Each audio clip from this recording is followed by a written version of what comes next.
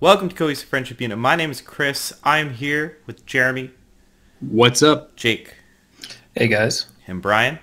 What's going on? Guys, The Outer Worlds is finally here from developers Obsidian, known for Knights of the Old Republic, as well as Fallout, specifically New Vegas most recently. This is their newest game, guys. Outer Worlds.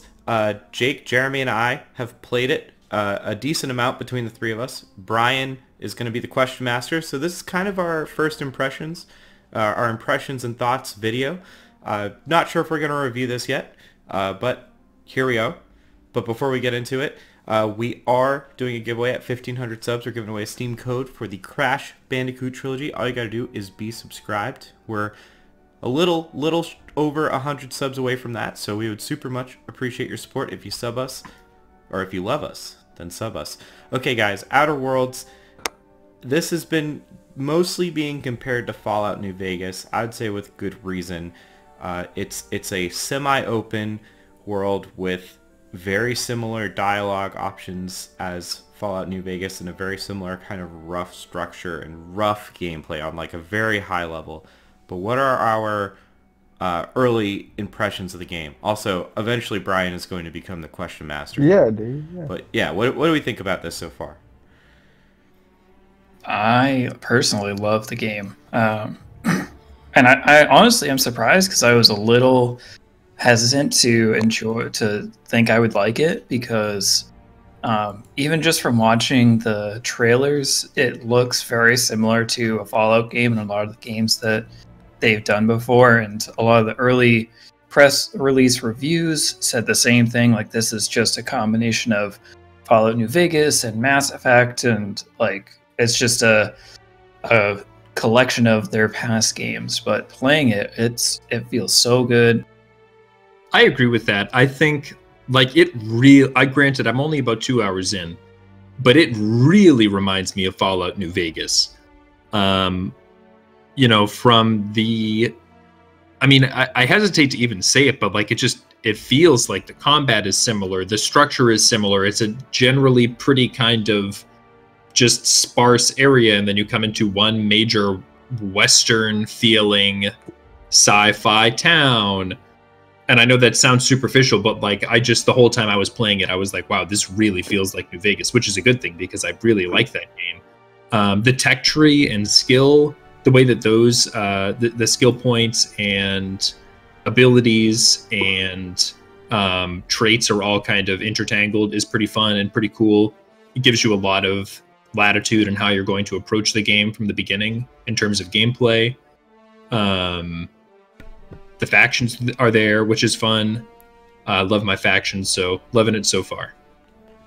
I think I am the most, I guess, skeptical about this game so far. And I think for me, it's like right now, the hardest thing for me is to separate if this game is just not for me or if I think it's just not good. Like a few things. So the best thing I can say about it is it really, even more than New Vegas and even more than a lot of the Bethesda RPGs, you can literally kill anyone. Like the liquidity of the quests is insane. You can get a quest from a guy where they say, you gotta go do this thing, and I'll give you that, and then you go over here and do this, that, and the other. You just kill him right after he says that. That's it. The quest is over. Good job. Right. Congratulations. And that is including the main quest, which I've done. I've killed a lot of peak quest givers in the main quest. The game keeps going. Like, it doesn't stop, that is impressive.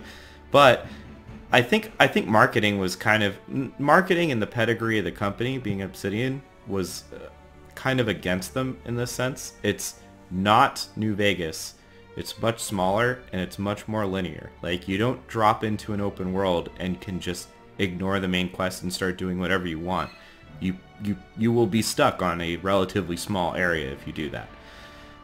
And that is kind of, and again, this is like, I don't know if that's just, it's not for me or if that's a negative detractor, but things that are actual negative detractors, the UI is really bad in my opinion. The map is terrible in my opinion. And I'm not a fan of the shooting at all, where New Vegas, and again, there's a lot of comparisons I'm going to make to New Vegas, has essentially a pseudo turn-based system. This basically relies on just full-blown shooting, and it's like Fallout 4. It has like some of the bad things of Fallout 4 mixed in with some New Vegas, mixed in with some other bad things. But that's my like super early impressions. We can dig into anything that any of us have said. But Brian, do you have any... Whoa, sorry, go ahead. What?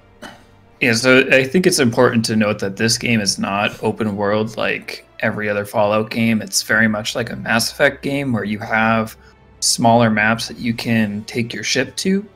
And like you were saying, Chris, you have to play through some portion of the main quest line to essentially get to the point where you can fly to wherever you want in the galaxy. But the probably the biggest downside of not being an open world is you can't just go and do whatever you want. You do have to advance the story a little bit to have things to do. So, if you were going to recommend to someone to buy this game, right, and you can not recommend that people buy it, but like there's like a lot of people are excited about this. What point would you buy it, like in the game's life cycle? Would you buy it right now? Would you buy it in 3 months? Would you buy it in 6? Like, do you think it's likely that there's going to be patches that'll fix some small problems that are really annoying, or do you think that it's pretty much finished? Like, do you get what I'm asking? It's finished. Yeah, so I'm only like 10, maybe 15 hours in. I haven't seen any problems with the game, so like there's nothing that needs to get added. But as far as like, would I purchase this game now at $60? Maybe. If it was at $30, no brainer, I would absolutely purchase it. At $60, it's a maybe. I do love the game, but I don't think Obsidian has done anything particularly new. I'm super positive on the game, and I will go into that a lot more as we go through the video, but I just think there wasn't enough to really make me want to purchase it full price day one. It's very much a mashup of previous games, even if it is the best iteration of all of those games combined. I agree with that. I think I just say that in the sense that I don't think I would buy almost any game for $60. That's a lot of money. But I would say $30, just like Jake, no question. It's pretty good, and it's not early access or anything. Like, it's done. I assume it'll get DLC at some point, like, in the same way that. Yeah, what's up? Sometimes things come out and they have like a crippling bug, or like there's issues with it that they have to patch, and it takes like a month or so. Like in Fallout games have kind of a history of being a little bit unstable. Like, not that it really seems that they ever made efforts to fix that outside of the fan community, but like, it is what it is. I haven't had any bugs so far. I have had performance issues, but I haven't had bugs. And it's my understanding that particularly the PlayStation versions of the game are rough. Probably because the studio is owned by Microsoft now. So the time is probably put into certain places. But like, texture streaming is pretty bad. Like, you see a lot of like load in and pop in of textures. I cannot get the game to run at 4K on a 4K monitor, and I have no problem getting any other game. It literally will not let me select 4K, so I have to run at 1440. I have no idea why. And I have great performance, so it's not like there's some arbitrary restriction. And then there's a few other technical issues, but no bugs, I would say. Yeah, so the game looks fantastic, and I also have been running into a couple of performance issues, but if every one of us is playing through Game Pass, and all the issues that I've had so far are related to Windows. We did a video about this back when we covered Game Pass, and the very close tie between Game Pass, Windows games, and the Windows OS caused a lot of problems. And pretty much once I got to the latest Windows version, updated my graphics drivers to the latest, everything is running pretty smoothly. So, what You guys all said that you would definitely buy it at 30. Like, what No, would be I would not. other than Yeah. what would be like the maximum fair price that you think someone would pay for this game and like play it and say, oh yeah, I got my money's worth out of that to purchase it, I think not to stream. if you like Bethesda RPGs, which I do, so I guess maybe I should heed my own warning or something. On paper, you should really like this game. Yeah, I mean, it's a fantastic game. If this was my genre, if I like lived and breathed RPGs like this, I would buy it at 60. I think the fact that it's not entirely an open world is definitely a knock against the game. So I think, I mean, I would buy this game if it was 40 or 50 bucks easily. But if this is your jam, if you are all about RPGs, then I'm sure 60 bucks would not be wasted for you. If you like this is a real RPG. Like, this is where your like speech skills allow you to lie to someone in a conversation, which allows you to like get, take advantage of them. And, there are many ways to resolve any issues. Like I said, like, if someone has given me an objective and I don't particularly like them, or if there's a reason that I don't particularly like them, I can just kill them outright. And then, you know what I mean? The game keeps moving. You can lie to people, you can persuade people to do things, you can bribe people to do things. Like, there is a lot of options to progress through this game. Yeah, and I haven't had the chance, because I've only been playing for a few hours, to really dig into the perks yet. I just got I've only taken one perk, and it was a very standard, mule perk, like carry more weight. Jake, it sounds like you've been playing longest. Are there any kind of like zany RPG perks that are like, just because I want to add on to what Chris was saying, and just also that while the game does kind of constrict, it is a little more linear perhaps than particularly like a Skyrim, or particularly like a Breath of the Wild. Compared to those games, like again, when as Chris was saying, with the speech checks, with having different all the different skills that you acquire at the beginning of the game, it does give you a lot of freedom in terms of play style. Yeah, the perks I don't think are the most interesting. I think the best way to think of this is really a Mass Effect game, not a Fallout game, because it shares a lot of similarities with Mass Effect. The maps, the fact that you are in a party of 3 people. You fly around the solar system in a ship. You fly around, and the quality of the story and the character interactions is fantastic. Since I'm probably the farthest through, I don't know how much you guys have had a chance to go through character conversations and that kind of thing, but that's probably the biggest improvement that I've seen that stood out to me is when you have characters in your party and you are, say you have someone join your party from a particular planet. If you're doing anything on that planet, that character will interact with people that you talk to on the planet as if they actually lived there, which makes sense. I mean, in Fallout games, you have like a silent shadow following you, usually, or a dog, as your partner, or a dog. And in this one, in Outer Worlds, it actually feels like you and your party are really 3 or 4 people having a conversation rather than one person with 2 really creepy people following him around with no tongues in their mouths. So yeah. I don't know. Have you guys seen that or experienced that so far? To riff off of you, I have either killed or dismissed all of my crewmates.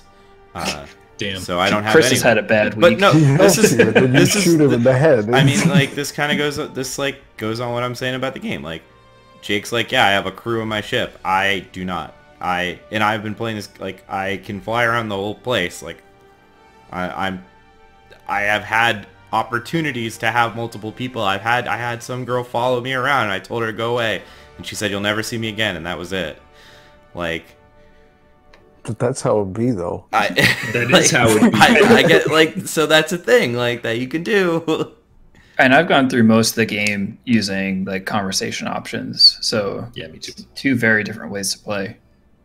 There's a lot of talking.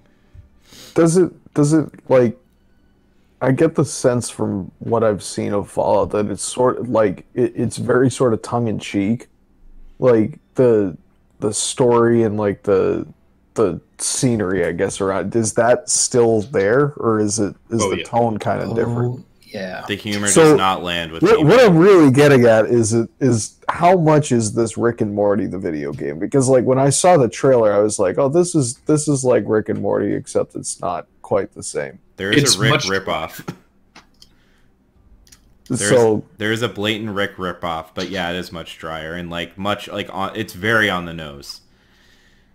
Yeah, the general overview of the story is like corporations own this part of space, and everyone is like a slave employee in this area. So it's dark. And a lot of the humor comes from that. Like pretty much every time you interact with a character, like if your first interaction with a character, you know, is like they're like an officer in the army, and you walk up to them and they're like, "Hey, get back before I blast you with my new and improved, you know, Spacer's Choice."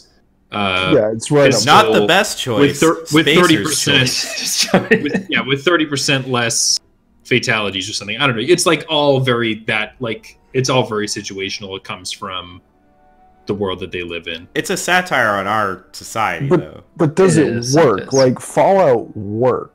I think this does not work at all, personally. It's up to the person. I'm loving it. Chris obviously is not. I think it depends. I think it's pretty funny so far. I think part of it is that, like, in a certain way, this is like a much bleaker depiction than Fallout. So where in Fallout, a lot of the humor comes from the contrast between the like some of the whimsical and stupid and black humor and the like post-apocalyptic society. Like a lot of the humor in this game so far is coming from just the kind of like hopelessness and. But that's how it desperation. So like, I don't know. It's working so far. I think the humor is also like, yeah, this is how it is in real life. Like they're being hyperbolic, but like it do be like that, you know? Yeah, it's a little hard to swallow because it's real life. Like there's like a grave digger, and like he has to like he works for the company to dig graves, but he has to rent the graves that he digs, like. That kind of thing. And like they taught like it's strict, like the cannery strictly forbids dying on company time, like. Yeah. You can't receive you know, out of company medical care. Like if you choose, I have a high medical skill and I healed one of the early people that you interact with, and when you tell one of the other people who works for the company, they're like, "Oh, we're going to have to fine him. That's strictly against company procedure to receive medical care from one of our non-company doctors." Like it's good. It's a good time. Doesn't make you want to yeet yourself. Yeah, if I can move us to another question, is the combat. So Chris, I think you already said you were not a fan of the combat. No. I in particular really enjoy the combat in this game. So I'll be interested to hear what Jeremy thinks of it. I agree with Chris. I think it so far is pretty sloppy, but like I don't know. I'm not really playing it for the combat. Interesting. Okay, so I enjoy it. It's very similar to your regular Fallout combat. It has a time slow mechanic similar to VATS, which is not VATS, but for me, it just feels a little more fluid. If you've played like Fallout 3 and then Fallout 4, you can tell there's significant improvements. It feels like just another step in slightly better combat. But I've enjoyed the weapons, the guns, the pseudo VATS they have. I thought it's all pretty good. For me, and I've strongly considered bumping the difficulty to the highest level. It's just too easy. Like I'm playing on hard, and I've had zero issues with any combat scenarios. Yeah, me too. And it is like, again, I know that this is an RPG. So here's the thing, right? This is an RPG. So I think something like True VATS works better, where you stop time and select body parts and wait for your points to refill, but you can shoot if you don't have any points. It's like a last resort. Whereas I think this is where Fallout 4 fell short, where that was trying to be more of a shooter, less of an RPG, a little bit, in times. And I think this is trying too hard to be a shooter, where like you might as well just play Borderlands 3 or like I don't know. Like, it doesn't succeed as a shooter to me. Like, the shooting and the feel of it and the movement is just so far behind. And I have some movement perks. I have, like, 4 perks for movement specifically. And it, like, just doesn't feel good. Like, I wish there was some more true RPG combat to it. But you don't actually use VATS that much in Fallout New Vegas. Like, so maybe, like, I used it all the time. It takes maybe a long... this is just me. No, I use it every time I could, but, like, it takes a long time for your points to refill. I invested in it, I guess. I don't know. I did too. You still have, like, it's not, there's no combat scenario where you can go into a fight and just use VATS. Yeah, shooting, but shooting was secondary. And shooting is like... And shooting in Fallout New Vegas was miserable. Yeah, it was. Like, really shitty. Because, but that, like, incentivized you to VATS. I don't know. Like, I just don't like it. That's just me. And it's easy. That's really another big issue. It's very easy for me. Yeah, I've heard in a lot of reviews that everyone thinks it's pretty easy. I'm playing on normal difficulty, so it's very easy, but to be honest, I was kind of looking for a cakewalk of a game. But I think if the game was harder, I wouldn't enjoy the combat as much. The fact that the gameplay is the combat is pretty elementary is fine, because the combat's not great. Like, it's no Destiny 2 for shooters. It's no Call of Duty. It is an RPG with mediocre combat, but the fact that the game is not hard makes it a little more okay, in my opinion. Yeah, I mean, again, I'm kind of struggling to think of an RPG that I've played that has good combat. Again, if you compare any of the Bethesda RPGs, like, for God forbid, the Skyrim combat fucking sucks. I mean, I would say Mass Effect has good combat. I was gonna say Mass Effect is probably the best combat. But Mass Effect is really more of an action adventure game than an RPG, right? Jake was saying this is more of a Mass Effect than a Fallout. Yeah, Mass Effect's interesting because it's definitely got more action than, like, a Fallout game, but it has so much more story. It's just not open world. Sure. So. And you also don't customize the character at all, and there's no factions or anything like that. Not to the extent that there is in this game, but it's still an RPG to its core. Got it. But that's something I would have liked to see in Outer Worlds, is, like, a step forward. Like, there's been better combat in games like Mass Effect. Like, do more. That's what I would like to see out of Outer Worlds. That's pretty much the sum of my complaints, is just do more next time. Cyberpunk looks to blow this out of the water, I think is... And, like, I know we haven't played Cyberpunk, but the combat looks way better in Cyberpunk. I mean, the combat in The Witcher 3 is not anything to write home about. I have heard that. So, I don't know. I know. Again, but, like, I'm not going to double down on that. I'm just at a glance. Yeah. I think that if you're going to play, like, The Witcher, the people that play The Witchers and the people that play Skyrim are not necessarily the same. And I think that would go for Cyberpunk and Fallout and Outer Worlds as well. Right. They're just different. Except for us. Right. Like, with Cyberpunk, you have to invest. That's your weekend right there. Is you're going to sit down and play Cyberpunk, and you're going to be that guy. Brian, do you have any other questions? No, not really. I mean, I'm still interested in it. I mean, I'm not interested in it at $60, but it seems like something to watch for on sale. It's on Game Pass. I would say, Game Pass for $1 if anyone does want to try it. Yeah, maybe. That might be a good idea. I think Brian might like it. I think Brian would enjoy the humor. I'm not sure. It's like, again, I've only played it for a few hours, but going off of our whole combat discussion, if you're someone who's looking for, like, an intense shooter or action game, this probably isn't the game for you. If you're interested in, like, something that's a little more narrative, something where you have the opportunity to, like, make meaningful choices that are going to impact the game worlds, probably more in that vein. All right. So do we have any closing thoughts? If Jake or Jeremy has any closing thoughts that they want to make on the game, go for it. I mean, I'm just gonna say, like, again, I think I'm still trying to decide if this game just isn't for me.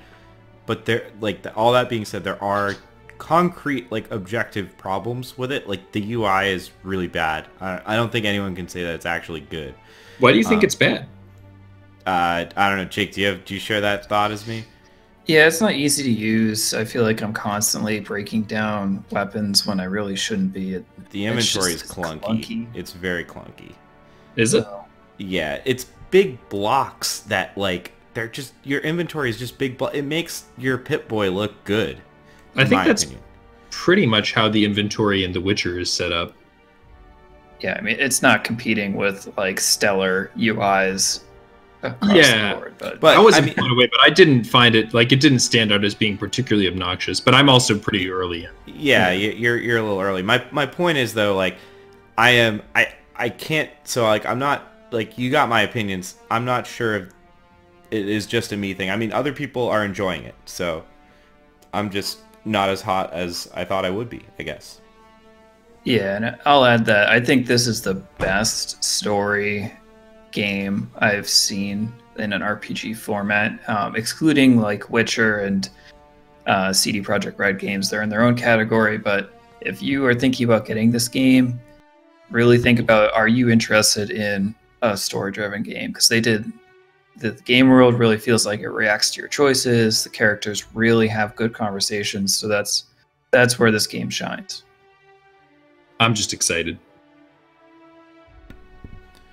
All right. Well, what should our fellow... What are they? They're on the Hope, right? What should our cryo-sleeping members of the Hope do, Brian? Well, if you're fucking cryo-sleeping, you should probably just stay cryo-sleeping, huh? Wake the fuck up. But if you're not cryo-sleeping and, you know, you have thoughts on the Outer Worlds, go ahead and hammer those thoughts on down in the word box there. And like Chris said at the beginning of the video, when we get to 1,500 subs, we're going to give you Crash Bandicoot on Steam. And you could be specifically you if you subscribe to this channel, because one lucky subscriber is going to get that Steam code. And, you know, if you watched this far, you probably liked it. We have a ton more shit like this here on the Cohesive Friendship Unit channel, and you'd probably like to get updated when we come out with more. So go ahead and throw us a sub, why don't you? And smoke them if you got them, guys. That's all for me tonight, Chris. Thank you, Brian. We'll catch you guys next time.